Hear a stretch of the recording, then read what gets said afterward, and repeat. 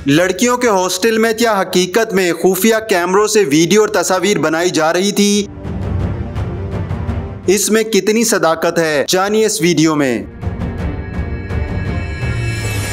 अस्सलाम वालेकुम, मैं हूं फरहाद निज़ाम और आप देख रहे हैं उर्दू पॉइंट। थाना जोड़ टाउन में एक मुकदमा दर्ज होता है जिसमें ये इंकशाफ हुआ कि जोड़ टाउन के इलाके में वाक़ एक गर्ल्स हॉस्टल में ख़वातीन की वीडियोस और तस्वीर बनाई जाती हैं। इसमें कितनी हकीकत है और अब तक पुलिस की तहकीकात के मुताबिक क्या बात सामने आ सकी है, इस पर हम आज के वीलॉग में आपको बताएंगे। मैं इस वक्त गज़ल गर्ल्स हॉस्टल के बाहर मौजूद हूँ और ये रास्ता गज़ल गर्ल्स हॉस्टल को जा रहा है। यहाँ पर 4 कैमरे लगे हुए हैं और इसके अलावा यहाँ पर सिक्योरिटी गार्ड्स भी मौजूद हैं।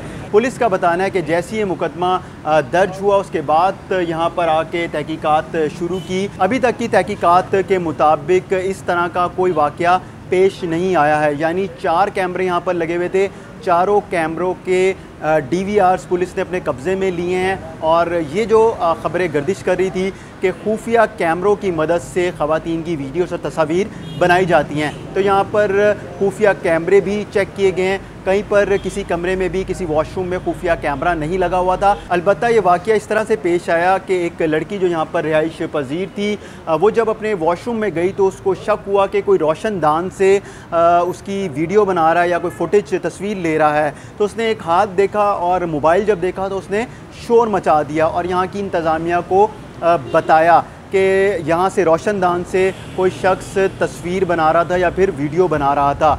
पुलिस का बताना है कि ड्राइवर है सगीर, जिसको हमने गिरफ़्तार किया और उसके मोबाइल से एक तस्वीर बरामद हुई है। यानी कि जब वो लड़की वॉशरूम में मुँह धोने के लिए जाती है तो ड्राइवर सगीर उस वक्त रोशनदान से उसकी तस्वीर बनाने की कोशिश करता है। पुलिस का बताना है कि 7 अफराद हैं जिनके खिलाफ मुकदमा दर्ज किया गया है। उनके मोबाइल्स और DVR फोरेंसिक लैब भेजे गए हैं और जैसे ही फोरेंसिक की रिपोर्ट पुलिस को मौसूल होगी, उसमें जो भी बात सामने आएगी उसके मुताबिक कार्रवाई की जाएगी।